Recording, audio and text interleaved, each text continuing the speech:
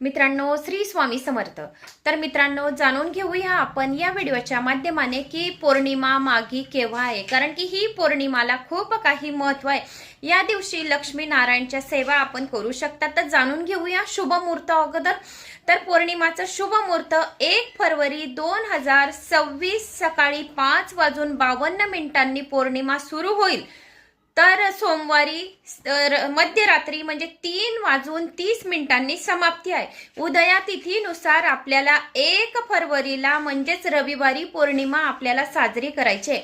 या दिवशी गंगा स्नान करण्याचं खूप काही महत्व आहे. तर अंघोळीच्या पाण्यात आपल्याला गंगा जल टाकून आपल्याला अंघोळ करायचं आहे आणि सप्त नद्यांचं नामस्मरण करायचंय आणि आपले देवघर चांगले स्वच्छ करायचे, कारण की पौर्णिमा ही तिथी अतिशय महत्वाची असते आणि लक्ष्मी आपल्या घरात आगमन करणारी असते. पौर्णिमा तिथीला जर आपल्या घरात आपण खीर म्हणून प्रसाद म्हणून बनवलं तर आपल्या घरात कधीही कोणत्याही कारणास्तव कटकट होणार नाही आणि त्याशिवाय महालक्ष्मी सुद्धा आपल्यावर प्रसन्न होईल. तर या दिवशी आपण सत्यनारायण प्रदोष कालावर आपल्याला करायचं आहे. घरच्या घरी कमेंट्स आल्या होत्या की ताई सत्यनारायणला तर 2 जण बसतात जोडप्याने, तर काही जण खूप वेळा बघते की प्रत्येक बायकाच बसलेल्या असतात. तर हा घरच्या घरी आपण सत्यनारायण जर करतो आपला आपण स्वामी समर्थांचा जो आहे तो, तर याला आपण एकटे पण बसलो तरी पण चालेल. हा सत्यनारायण आपण का करतात की आपल्या घरातून अदरिद्रताचा नाश व्हायला पाहिजे आणि लक्ष्मी नारायणचं आपल्या घरात आगमन व्हायला पाहिजे. जी आपल्या घरात कटकट होते, दरिद्रता आहे, काही कारणास्तव आर्थिक नुकसान होतात, तर हे आर्थिक नुकसान होत नाही.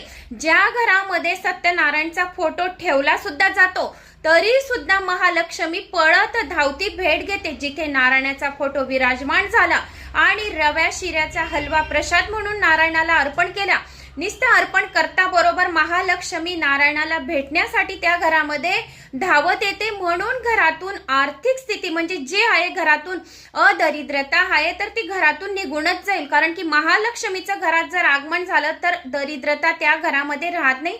म्हणून महिलांनी प्रदोष कालावर पौर्णिमाच्या दिवशी एकट्यांनी पण केला सत्यनारायण तरी सुद्धा चालेल. सत्यनारायण भगवानचे चांगले म्हणजे पूजन करून घ्यायचे. गंगाजल वगैरे दूध वगैरे, जर नारायणाचा जर तुमच्याजवळ मूर्ती असेल तर त्यांचा अभिषेक करून, श्रीकृष्णाच्या मूर्तीवर अभिषेक करून तुम्हाला तिथे सत्यनारायणच्या फोटो जवळ ठेवून घ्यायचे.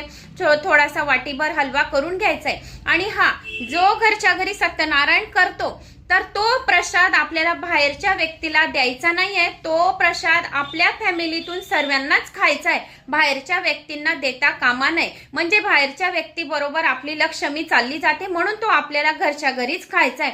तर अशा प्रकारे आपल्याला 1 फरवरीला पौर्णिमा